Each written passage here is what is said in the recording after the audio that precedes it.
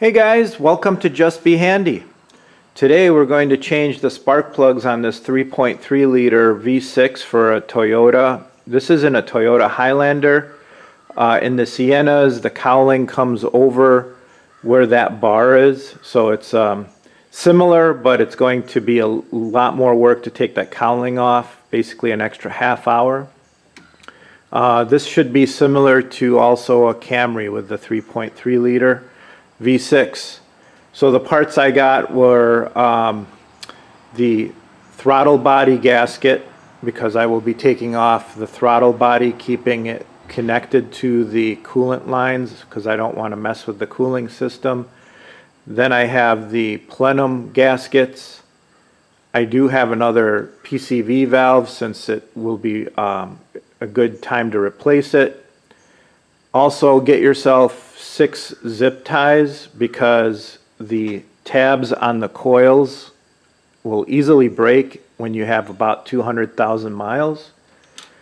I am using the OE Iridium spark plugs from NGK, and I'm going to only replace the 3 rear coils because sometimes at 200,000 miles, 200,000 plus, the rear coils may or may not fail on you because they are right by the firewall and get most of the heat.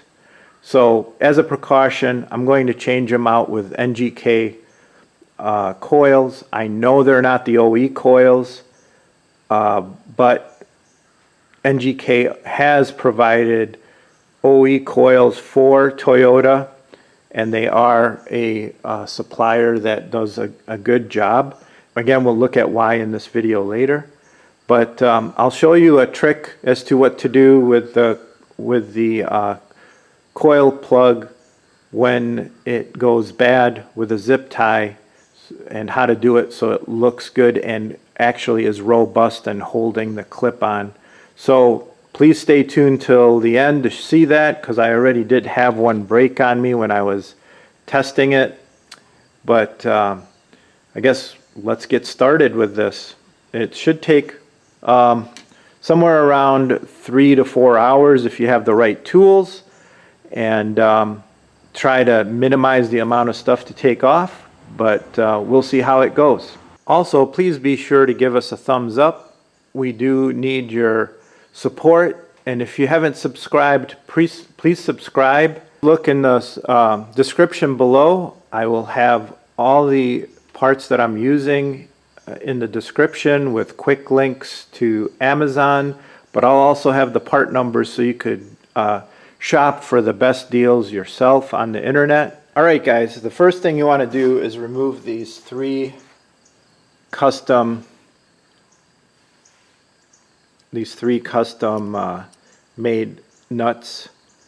They take 5mm hex. So they go here, 1, 2, 3, and I did that already. And then to get the cover off, you have to kind of pull and then get this off. I did that, but I cleaned everything here with a vacuum and shop air so that I don't have debris. So that's why it's looks kind of clean here. Here was the first coil I tried to take off and busted the clip on it. They get very fragile after 200,000 miles, so that's something that you have to just take your time with.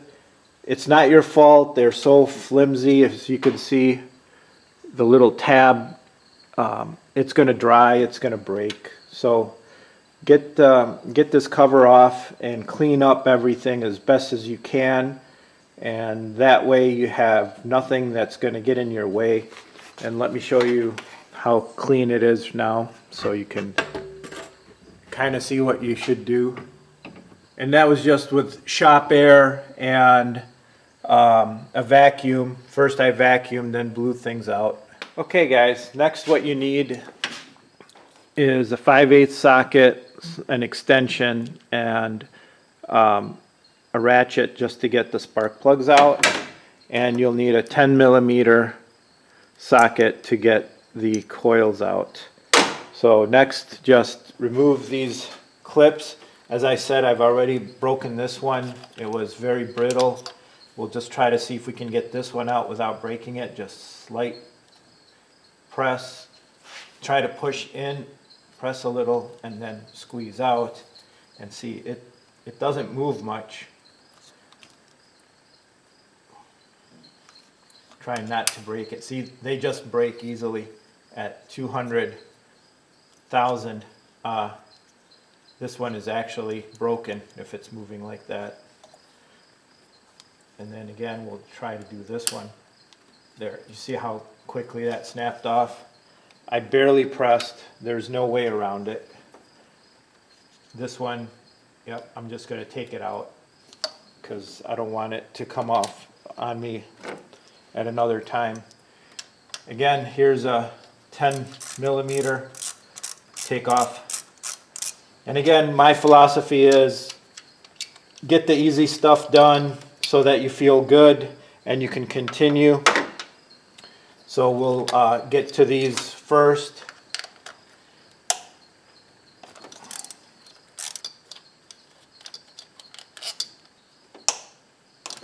All right, and then pull out these coils. And then look inside to make sure there's no oil on these coils. If you had oil, it means that the seal around the valve cover is compromised and is dripping oil into your cylinder, and that can cause a misfire. So if you go this far and you find that, that means that valve cover's got to get changed, and this would be a good time to do it while you're doing this job. So now we'll take out the spark plugs. Righty tighty, lefty loosey. It's a 5/8 socket, and these are only torqued to 18 foot-pounds, so they should come out real easy. And per the NGK, they say not to put anti-seize on these spark plugs because the spark plugs come with a coating on them that will help it from seizing. So there's the spark plug. That little bit of oil is not an issue. If you are going to use power tools, always first start things by hand or break them loose with a breaker bar, and then you can go ahead and take them off. You see, because it's critical to make sure that you don't ruin anything. Now, I went with Denso last time. The originals were NGK, and I'll show you the originals. They have a stamping on top. This is a little dielectric grease that I put on to make sure that the coils fire properly. And you can see the engine has been running really clean.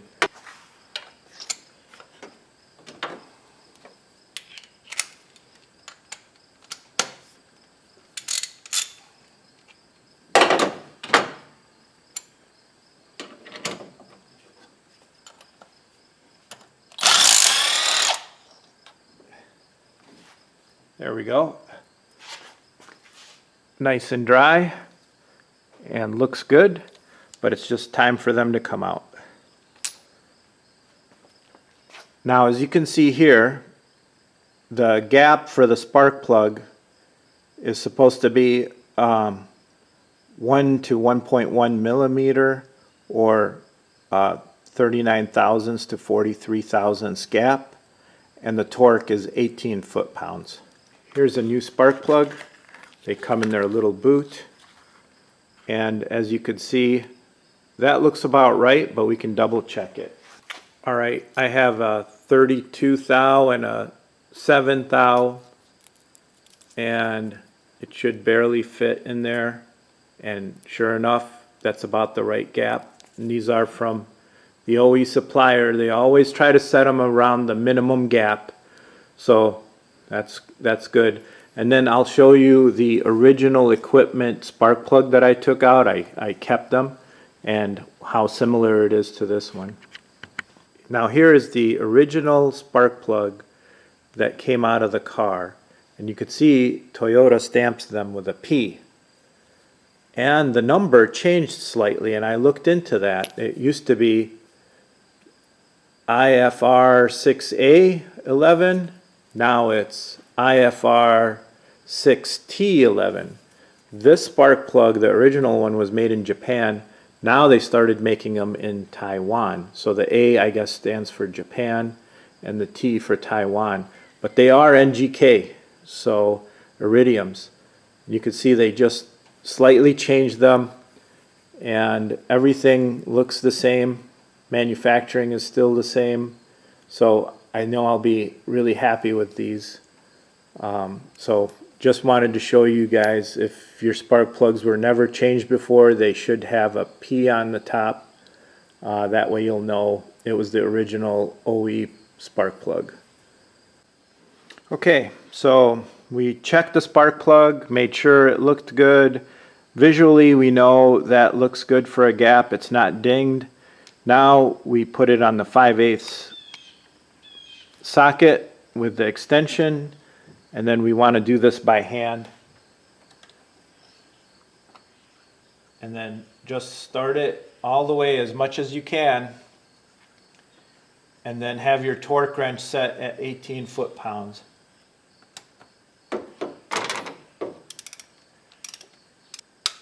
"18 foot-pounds right there." One way to get that socket out, if it does stay on, put your extension in there, kind of give it a side force, and then pull up, and then it'll come out. So just kind of tilt to the back side, and then as you pull up, that force will get the rubber boot to kind of move to one side and give you enough clearance to pull it out.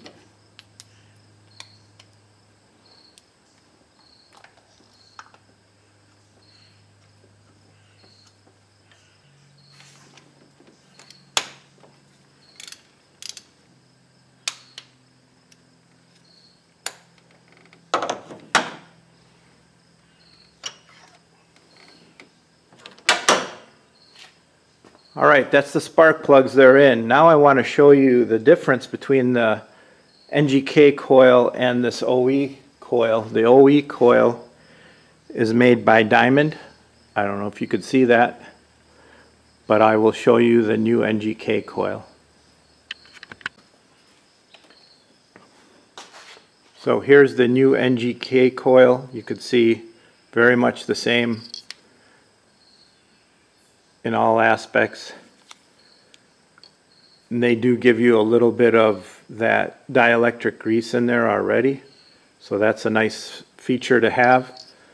I'm going to ohm this out. What I do is I put one probe on this end, one probe on the last end here, because this is the power, that's the ground. Then you get the impedance of the coil, and see how you want them to be close to each other, and I'll show you that. That way you know the coils are good, they're a match, and then everything will be running fine. But you can see the design is very similar from the NGK to this Diamond, which is the OE, and should work really well, because I have good confidence in NGK. Even though this is made in China, this one is made, I think, in the US. The Diamond is made in the US or Japan. I'm not too sure. I'd have to look that up. But everything looks the same. Alright, so I'm going to leave the NGK coils for the rear, because again, if the front ones fail, it's easy to fix. The rear ones, you got to get all that plenum off, you got to get all that stuff off to get to. So I'll only change the 3 in the back, and then as these fail, I'll even use the ones that I keep from the rear to replace these in the front ones. All right, let's do an ohm check and see how close all three coils are.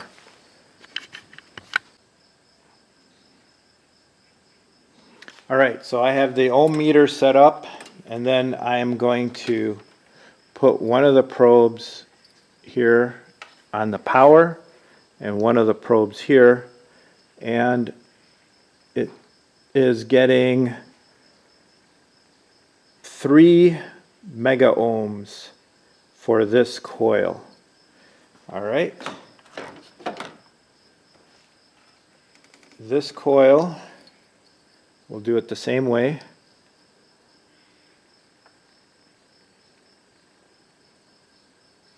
Is also 2.9 mega ohms, so that 2.955, that's pretty close. So these are a good match. And we'll do the last one.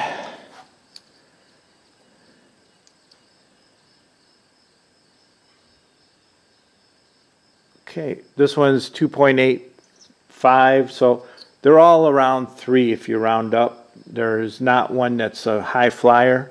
So these are a good match. We'll keep them to the front. And for just reference, here's what a new NGK one is at. There's a new NGK one right here. And I already tested all the NGKs. They are all a match as well. You could see 2.887 mega ohms. So again, NGK does a nice job of matching the OE coils. It's around 3 mega ohms for the impedance of the coil. All right, guys, so always do these simple checks. You set your meter to ohm.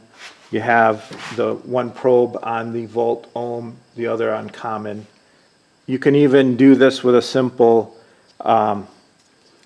meter from like your auto parts store, anything you buy on Amazon, I guess. But I like the Flukes. This was a gift from my father, and it works really well. All right, next we're going to put these coils on. It's good to put some dielectric grease in them, so that's what I'm going to do. And you just put it on the inside. Okay, we put the dielectric grease on, and now we're putting these back in. Again, everything was nice and dry. Just make sure everything is seated. And then we need to put the 3 bolts back in. Always hand tight first.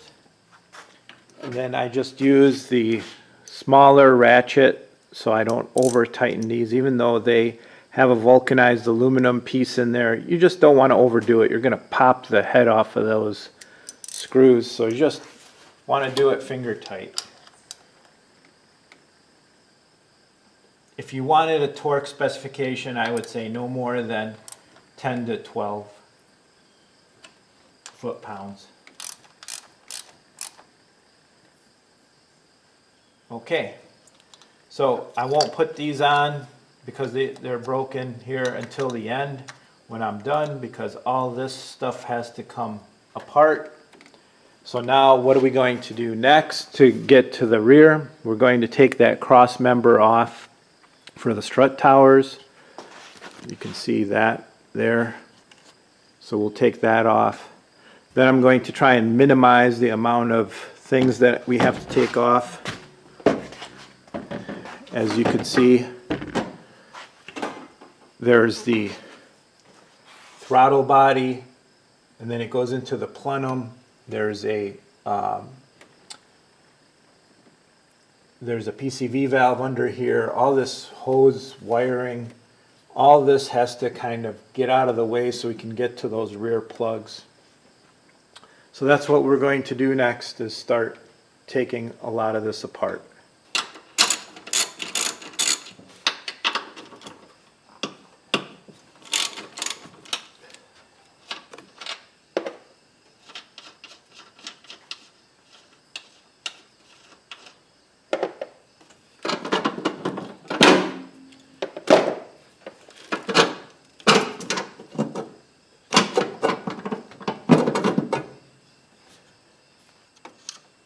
10 millimeter here for this rail. There's one here and one over here.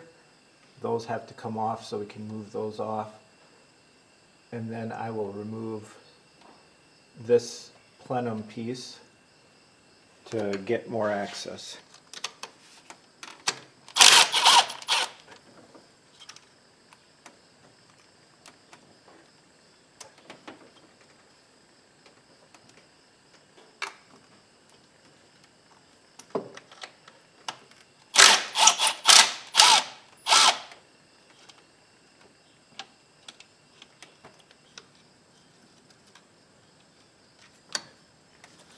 Okay, get this hose off of here, and then this should be able to come apart once we get that wire off.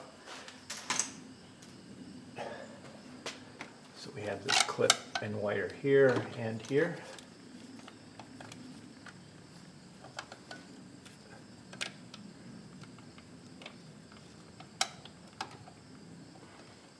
There we go. And here. You just pinch that and try to pull.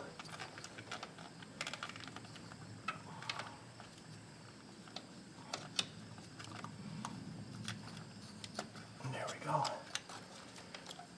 This one I have it tied with some tape, but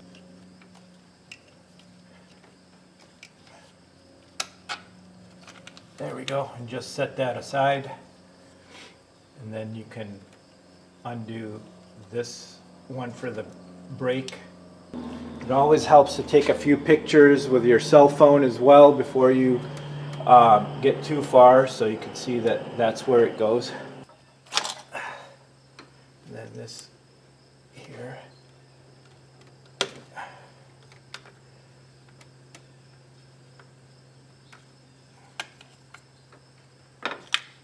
You just need to lay that to the side. You don't need to go much further with that. Now we'll get this line off here, this line off here, and we'll start getting closer to getting this rubber piece off of here.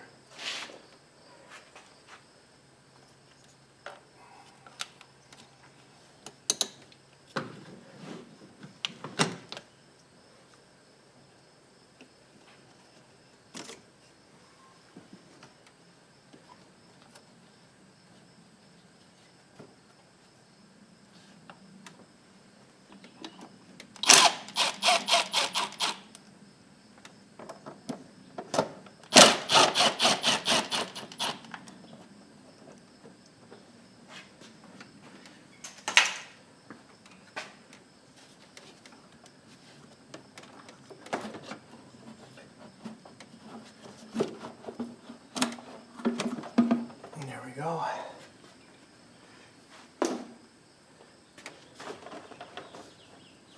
Now we have room to take the throttle body off without having to take off too many of the coolant lines. This line for the air brake, for the pressure for the braking system needs to come off. So we'll do that next, and then these are 10 millimeter 4 bolts that are holding the throttle body on. We'll take that off, and that'll give us the ability to take this plenum off here.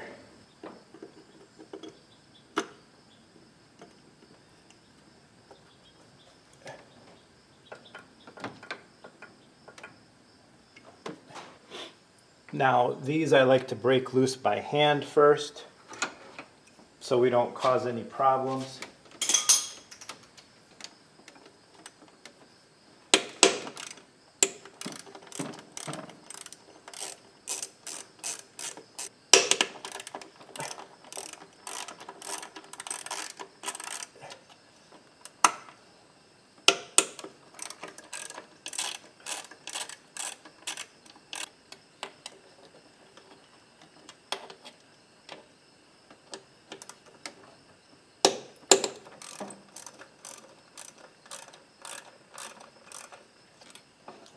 And they're all the same length. Always look to make sure that is the case. So now the throttle body is loose to come off,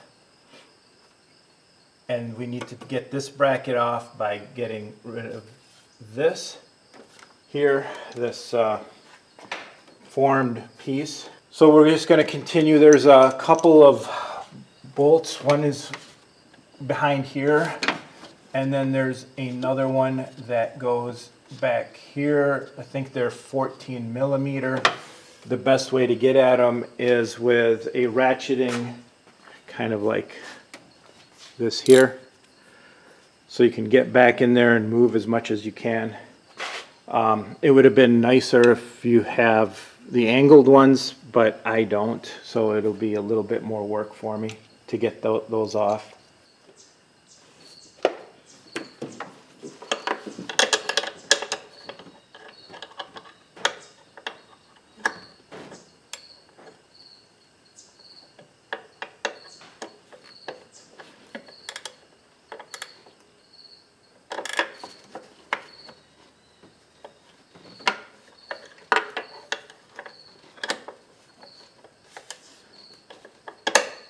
Okay guys, so I followed this bracket here for lifting the engine down, and there's the 14 millimeter, and now I've got this ratcheting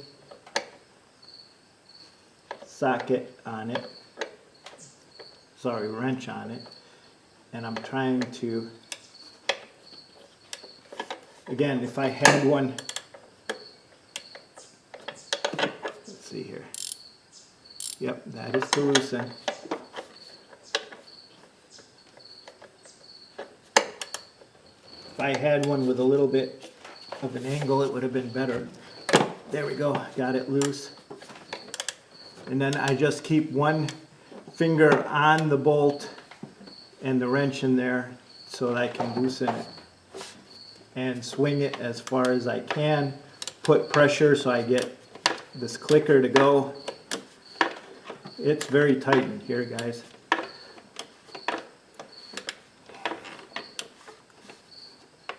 Alright, I'm going to try and see if I can do this with my fingers now. It should be loose enough. It takes both hands. The right hand is making it go down towards the floor, and the left hand I'm bringing the bolt up and trying to get it so I don't lose it and drop it as well. But you want to try and get those out before you get that front off. There we go.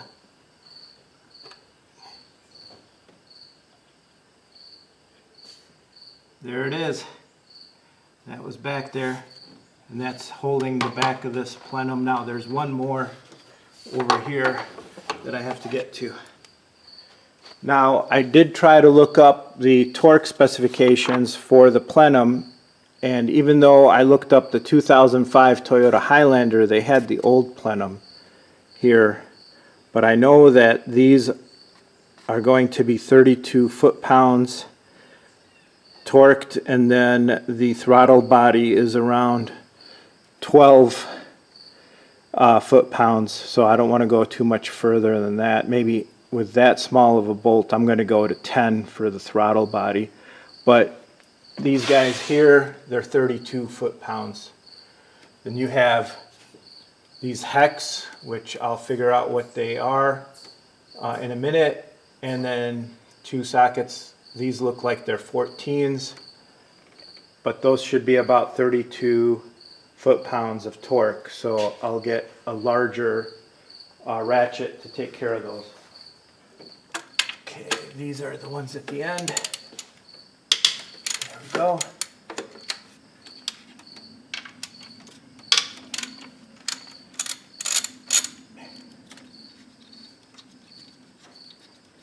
And I'm thinking these are about 8 or 10, so I should have those in my toolbox. Here's an 8, and it looks like they're 8s.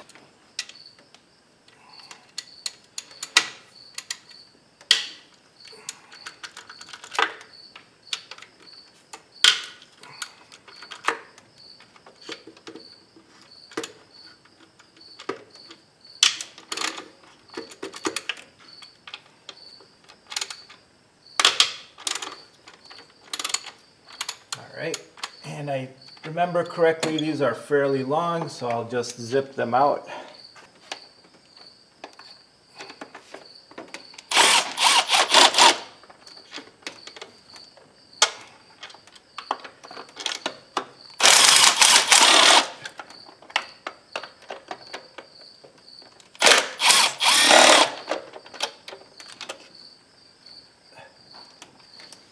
That one really likes to stick on. All right.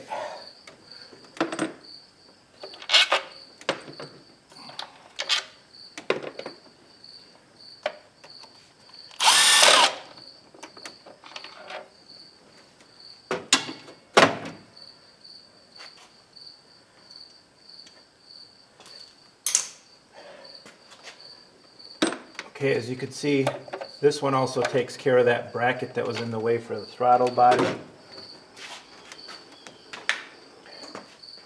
We have this grounding wire here. Let's just disconnect it over here. All right.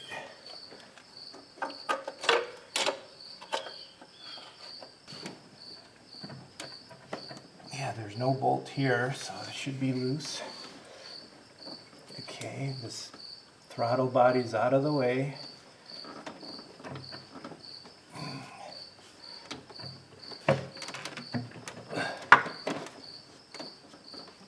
Oh, there is that a hose holding on to the back of that? Let me take a look. All right, guys, after looking at this a little bit more, there is a metal bracket that comes up and has a 12 millimeter socket that holds on to this part. So we're going to take that off. Here we go.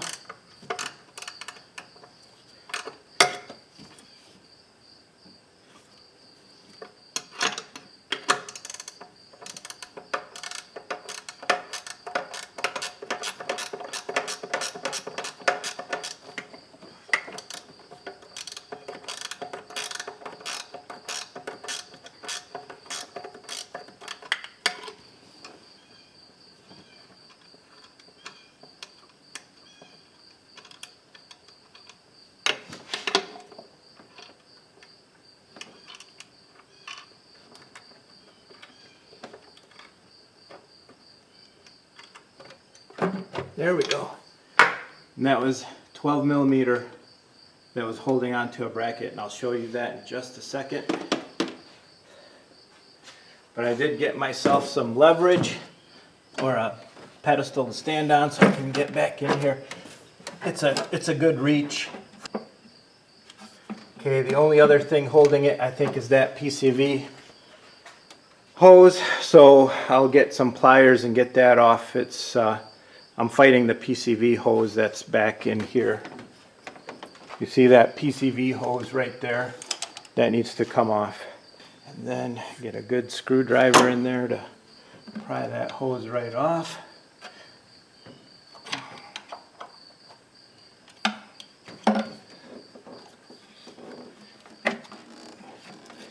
There we go.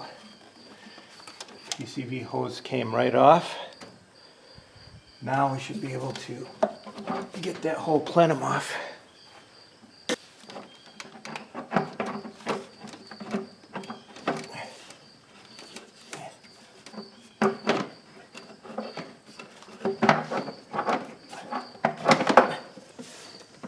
There we go.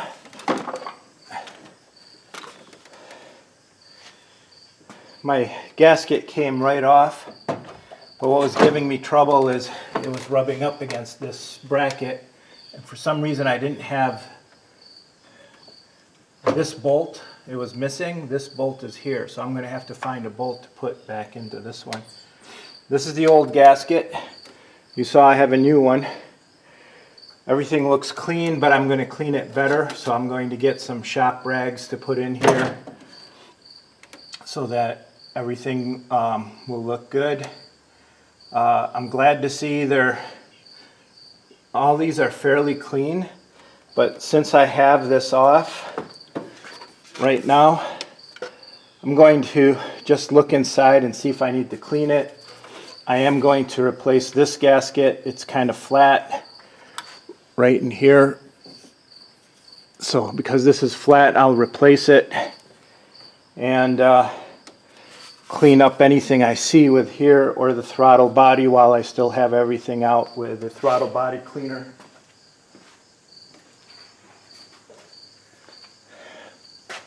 This is a good throttle body cleaner to use. So I can clean the air plenum and the throttle body since they're out.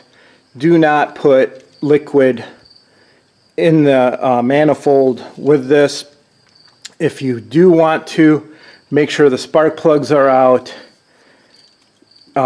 clean everything, and then rotate it, but then also do an oil change because everything's going to come past your rings.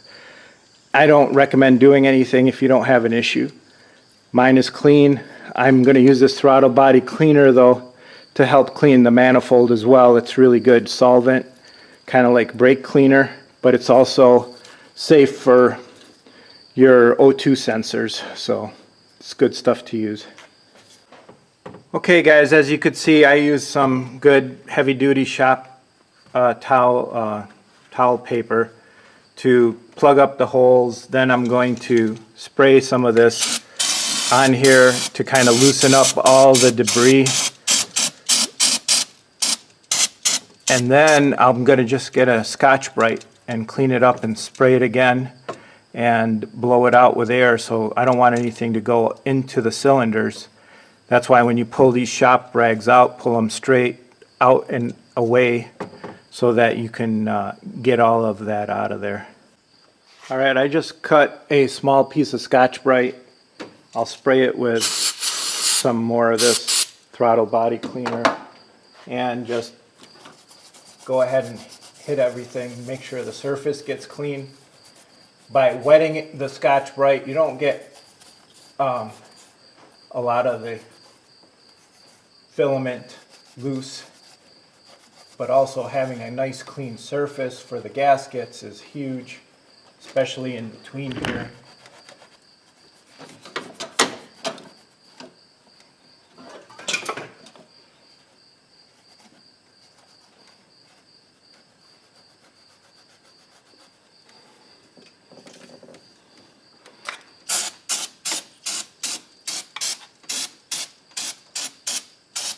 And then the best test for it is get your nail and just feel that there's nothing there that would obstruct a gasket from sealing, and make sure the surface is nice for where the gaskets go.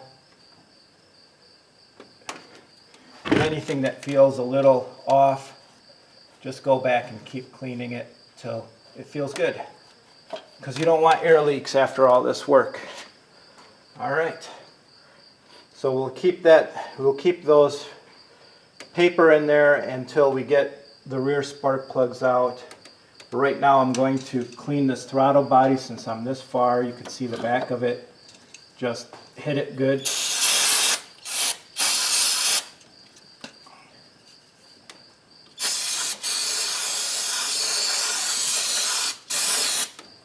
Again, you could take your Scotch-Brite and clean the back of that. You can see all that gunk coming out.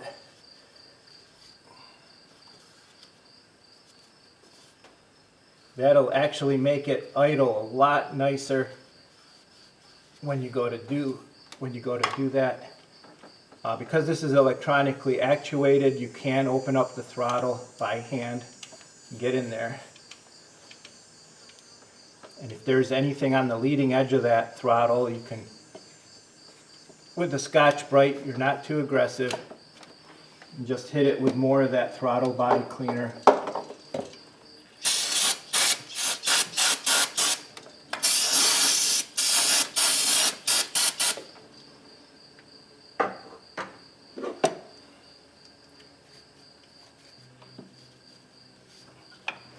And get it from the front.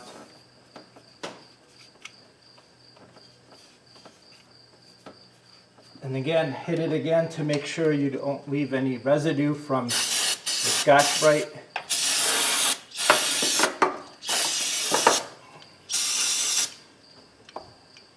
And now you've just cleaned your throttle body.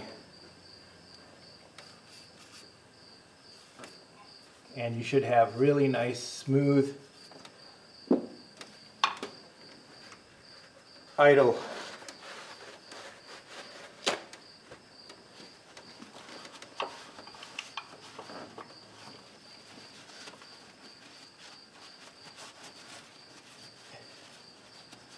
And again, you can clean that gasket surface.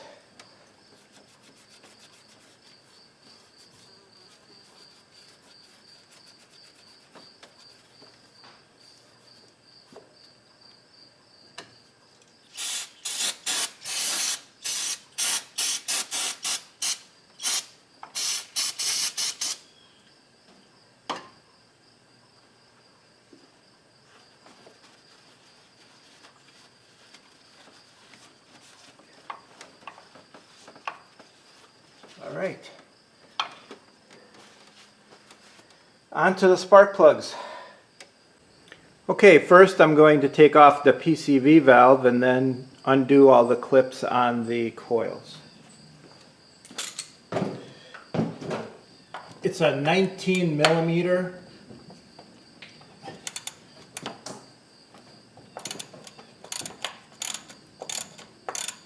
Now this helps me get a little bit better access also to all the coils. There we go.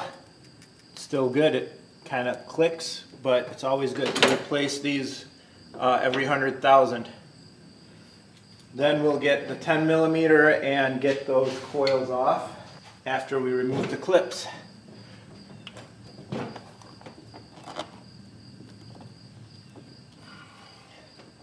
It is a long reach for me, so I'm going to try my best to get in there. I'm going to get a little screwdriver, maybe help me pull up the tab. A little screwdriver. There we go. And that one came off and did not break. That was good. It was an orange color too.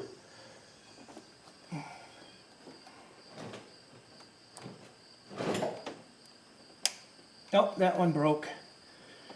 And we'll just take it off and get that little piece of plastic out of the way. Seems like the orange ones have a better plastic that doesn't break. I'm not having good luck with the black ones.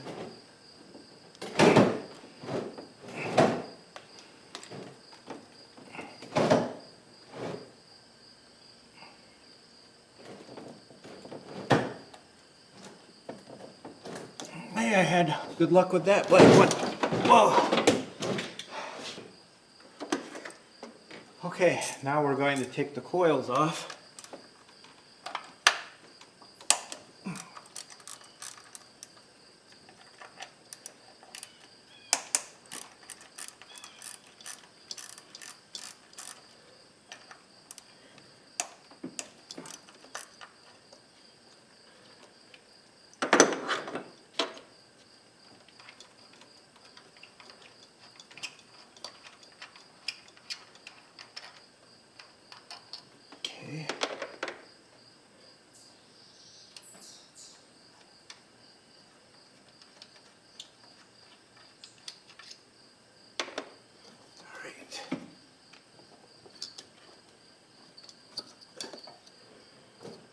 Coil looks dry.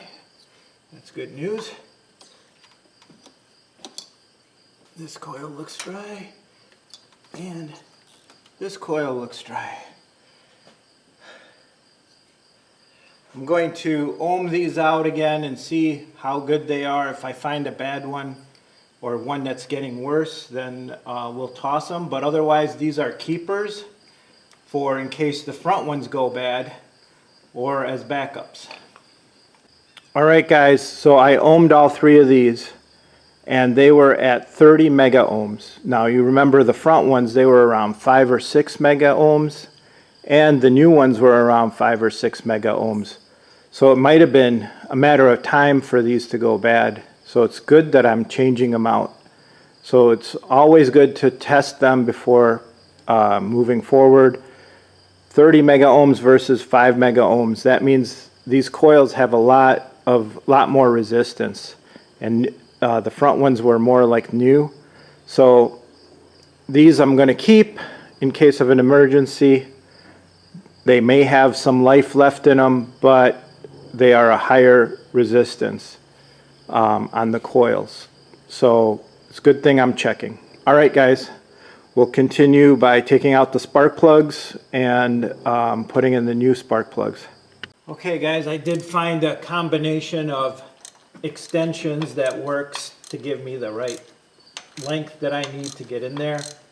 I'll share that with you here in a minute. I couldn't get the socket off of the plug, so I'm going to fully take it out.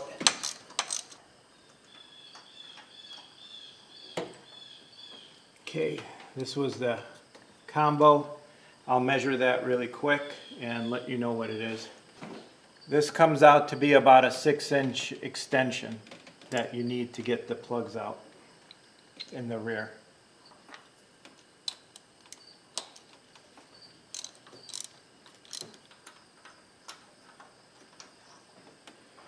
Okay, spark plugs are coming out nice and dry, which is good because that means that I don't have oil coming down from the covers.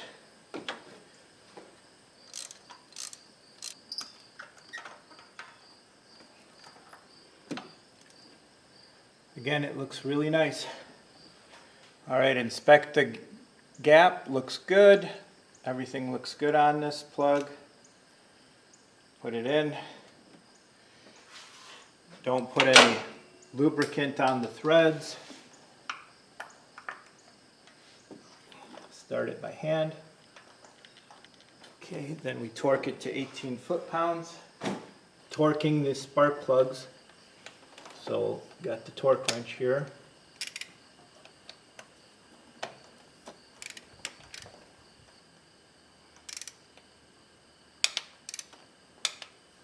All right, now to get everything out, I'm going to pull towards me as far as I can as I pull up, and hopefully everything comes out, and it did. Awesome. Okay, inspected the plug to make sure it's good.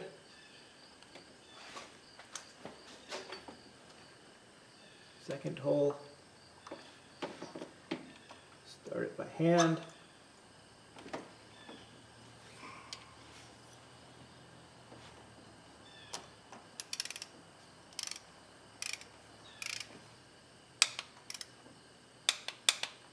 Okay, 18 foot-pounds. Pulled towards me. Came apart. Again, wiggle it a little. There we go. Okay, last spark plug in the hole. Gap looks good.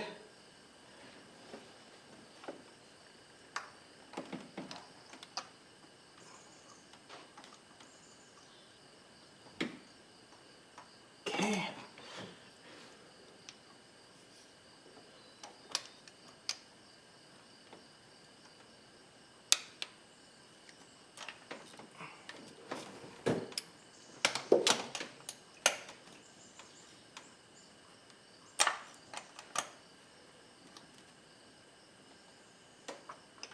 There we go.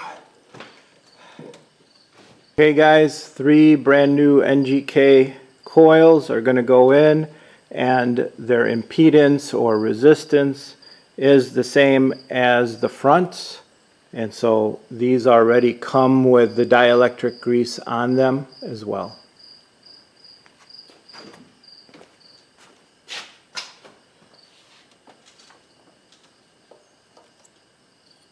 And again, the only reason I'm doing the rears, and I didn't know that they were going to be a higher resistance, is because the firewall creates more heat against the coils. They will tend to fail more, and I've seen a lot of people complaining about rear coils failing when you're over 220,000 miles, and I'm right at 207,000 miles, so good time to do this. And as you saw, those coils that I took out were a higher resistance, so they were starting to go, but it would have probably taken them another 10,000 miles or so.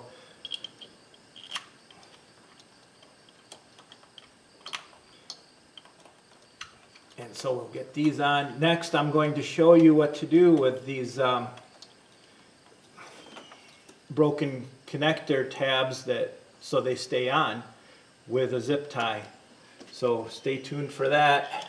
I won't keep you all the way till the end to find that out because there's a long way to put stuff back together. But I appreciate your sticking with me all this way so far. And if you do like anything or learned anything new and like what I have here, please join Just Be Handy. Give us a thumbs up so the algorithms keep going. And if you feel compelled to give us a super thanks, that would be awesome because we could use all the help we get to keep this channel going.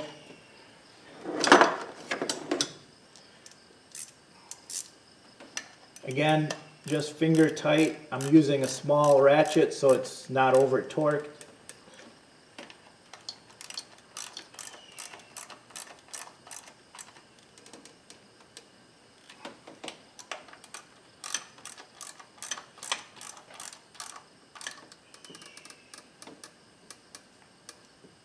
Okay, and then this was the only clip that was good. It was the brown one. All these black ones didn't make it. All right. Oh, this black one made it. This guy didn't make it. And the front three didn't make it. So I'll show you how to do it on the front ones and then cut them to the right size to keep them going. So I'll readjust the camera and bring you in close. Alright guys, you ready for this? Here's the trick. Tab is broken, or that keeps the clip in place. Take the zip tie, you feed it through like this. Alright. Then you make sure it clicks in. It's going to hold. Now, to get it to a good length, I would cut it right there. So to do that, and here's how easy these are to take off now, get your screwdriver and you lift it and it comes apart. To cut these to this length, you just basically get some good clippers like this.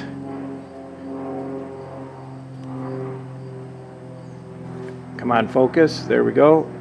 Clip it, and then you could slip them in again,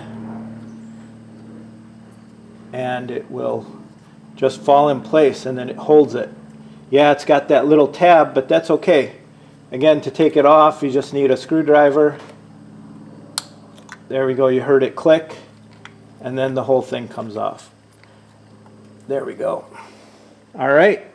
Again, give us a thumbs up, guys, if you found this helpful. Really appreciate it. Keep those algorithms going. That clip is not going to go anywhere. So now I'm going to make 3 more to take care of those other ones.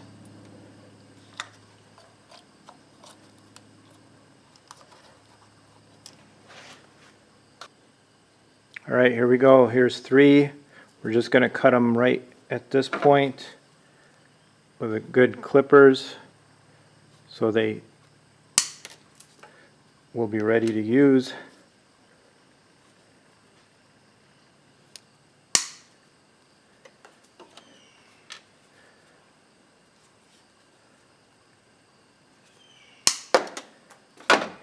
And then just make sure that's all the way in.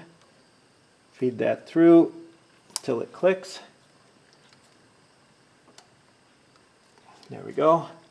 That's not going to go anywhere. An old mechanic trick. Instead of replacing this whole piece and taking all that time, this is going to hold it really well for you.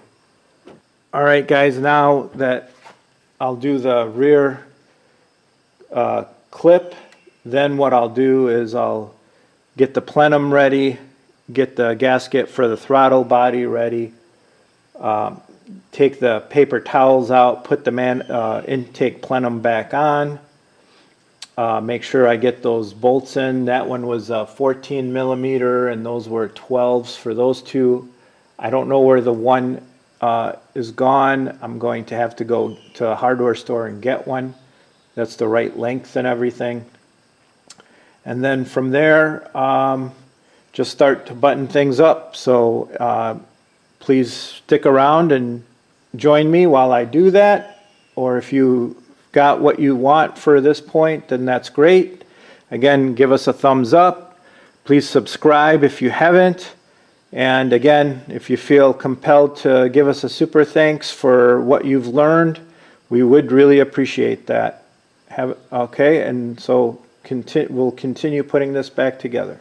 All right, guys, time to put the new PCV valve on. So put that in, and it comes with its own Loctite or thread locker.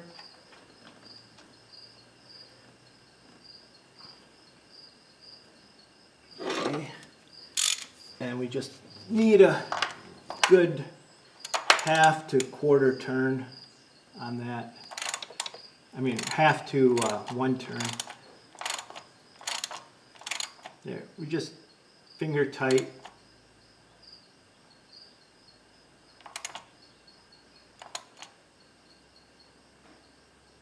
There we go. So that's the new PCV.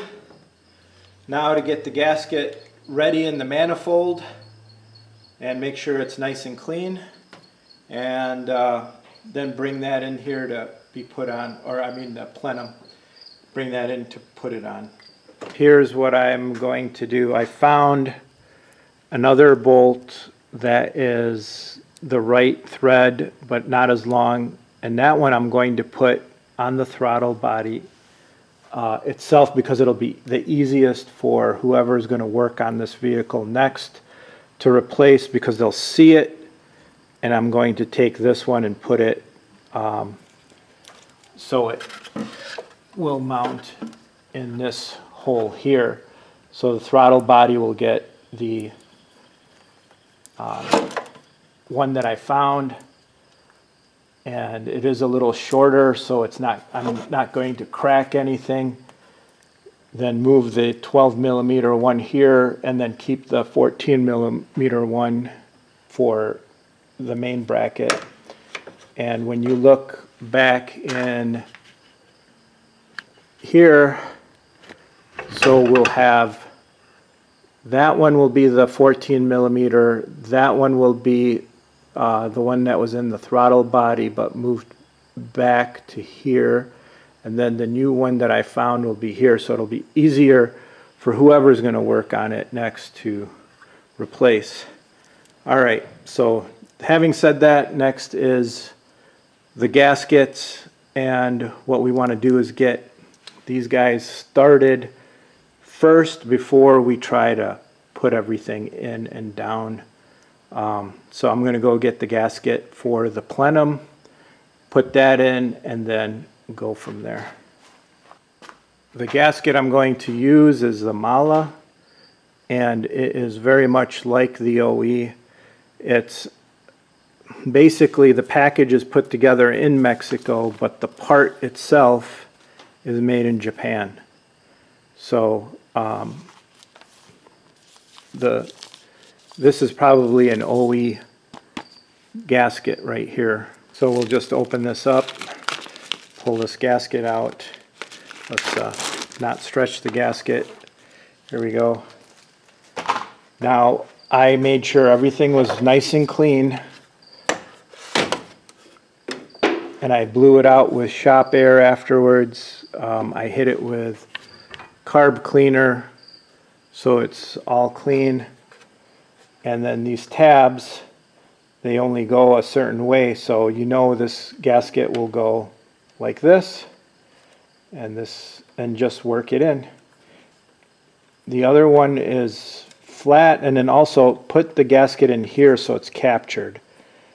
See how nice that goes and fits in?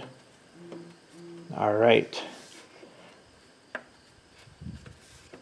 So we're going to remove the rags and then put this on, and it will be positioned on the two studs, and we'll get the outer these bolts started by hand, and go as far as we can by hand, and then torque this down so we don't create cantilevering. We want to make sure the gasket is sealed first, and then the other bolts will take care of. So first by hand, a few turns, then torque this down. Let's get rid of those rags and pull straight up and away, because we were cleaning. Make sure you have all of them. Move everything that needs to be moved out of the way. And now we're going to get the plenum and put it in place.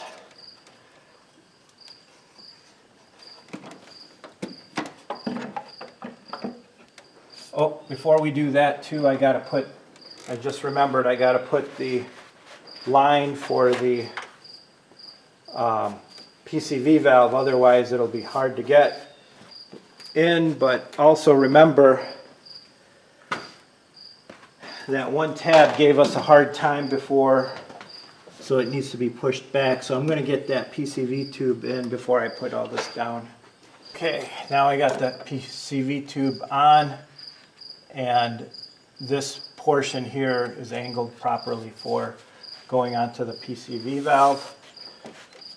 We'll put that on as well. There we go. Now, we know that tab gives us trouble, so first we're going to try and get this aligned as much as possible. There we go.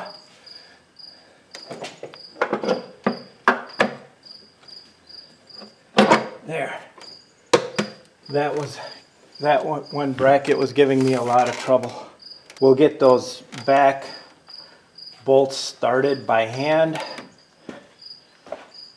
Again, the one with the 14mm head goes over here, so I have to get it in by hand, feel for where the hole is, then just try to work it nice and slow and easy. There. I know that one is actually going in.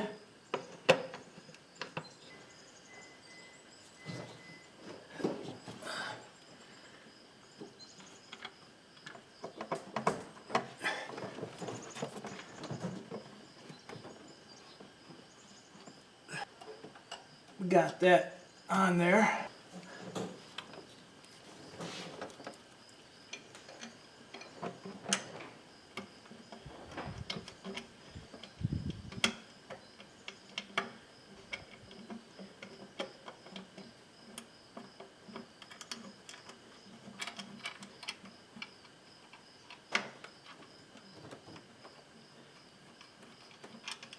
There we go. Okay, now I did clean this surface really well and made sure that when I put the new gasket in, it goes well. But now what we're going to do is torque this down, as everything else is just hand tight, and it is to 32 foot-pounds with the 8mm hex. There we go. And before I do that, if I tighten this, well, I can always take this bolt off, so I'm going to go ahead and just proceed. So we'll put these on.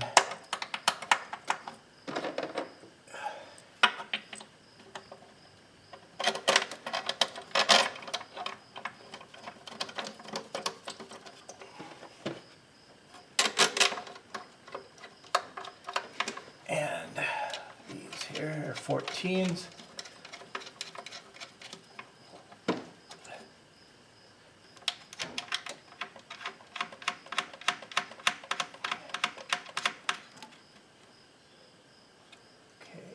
connect this negative cable here so it's out of the way. Alright, so we'll get these started. I'll go center, then work to the outer.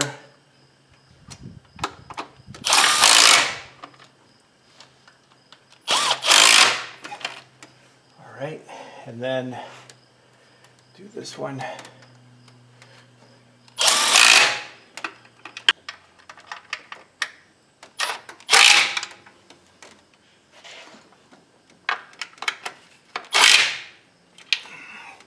Alright, then I'm going to double check that the torque is 32 foot-pounds.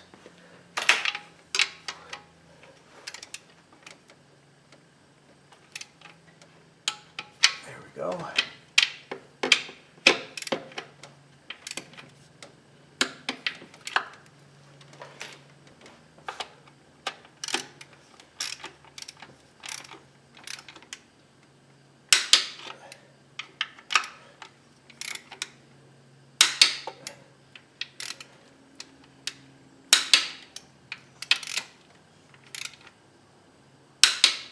Next we'll put this rail in place.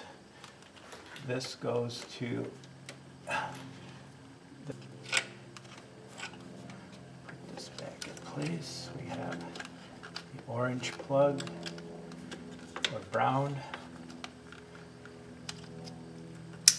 and this black plug. Okay. And then these 10mm ones go here.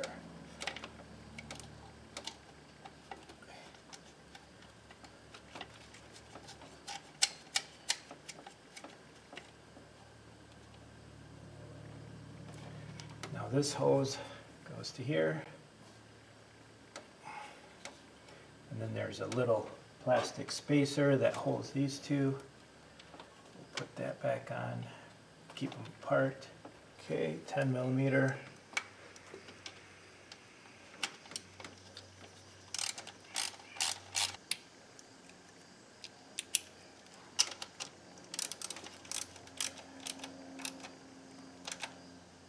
Alright, all these clips are on, all that's on. Okay, now we'll put the gasket on and put the throttle body on, and then we'll go tighten up those rear nuts, or bolts I should say. So for the new gasket, I have this FEL-PRO gasket. And it says that it's also made in Japan, and this points, the bump points inward, the tab goes up. So let's get that on. Okay, so this goes this way, inward,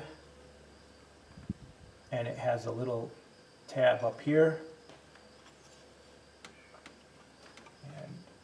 Just push it in, make sure it's in all the way and all around, so that when you mate up the two pieces, they mate up really well.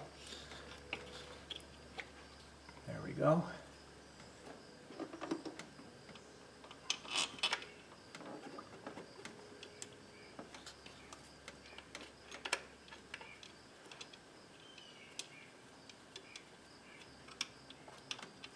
I'm going to put this guy in too.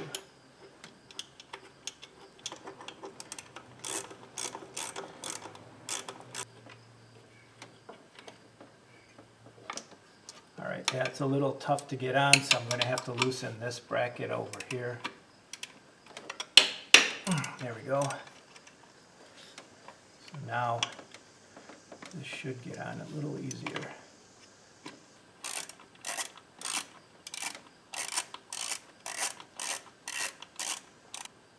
Okay, tighten both sides.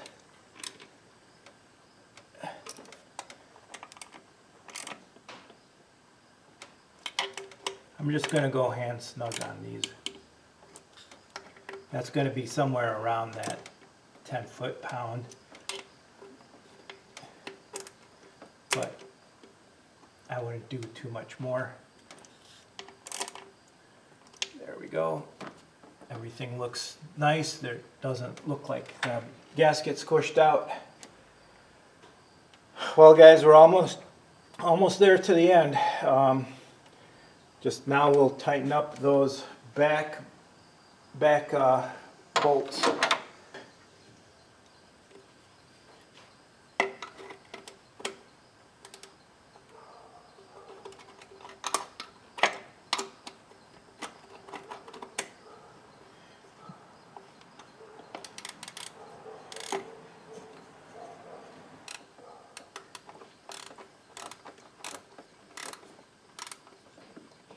All right, that one's on.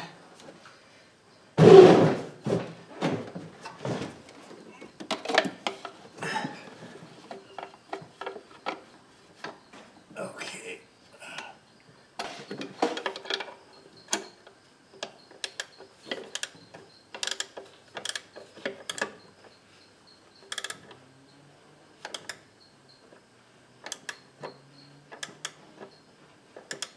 All right, so that one's tight. Let's adjust this guy down a little bit more. There we go. Okay, we got the PCV valve and the hose is good. This tightened, that tightened. This all buttoned up. Throttle body back on. We have a couple of more air lines to put on. So we have this one here, goes to here. All right.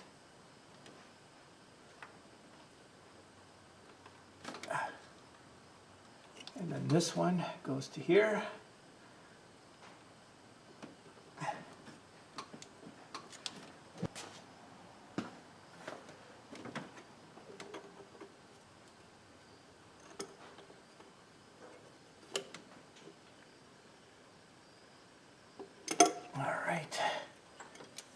Got everything but the plenum back on and the cover.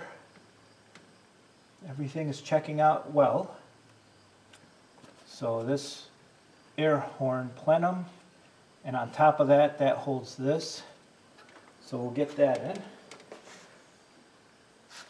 in. Here we go. This goes on here like this. Let's put this on first, because the airbox moves a lot more than the engine does. There we go.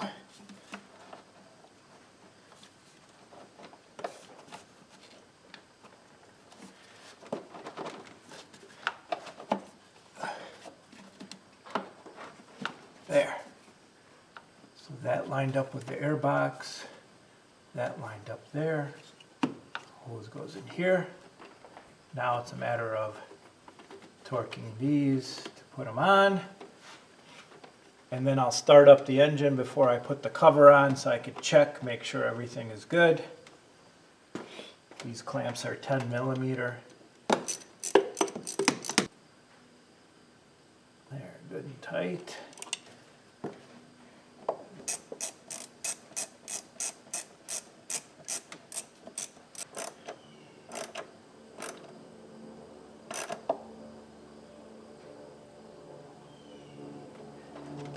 And lastly, this hose here.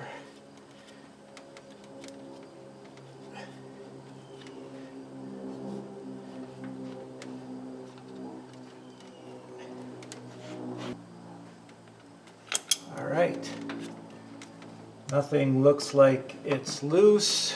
Everything is connected. Ground hose to the vacuum there. All these connectors here, we also made sure the rear ones were done.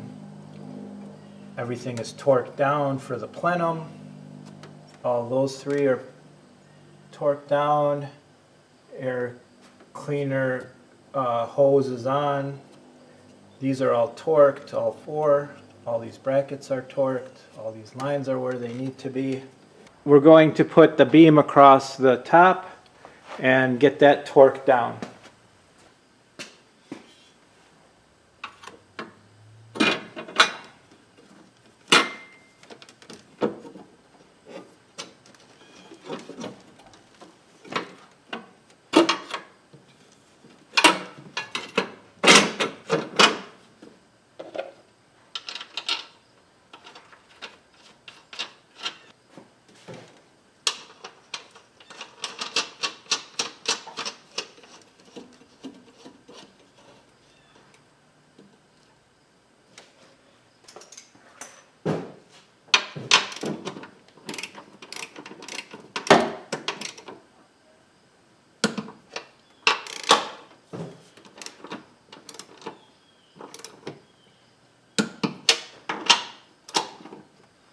All right, and now we'll start it up.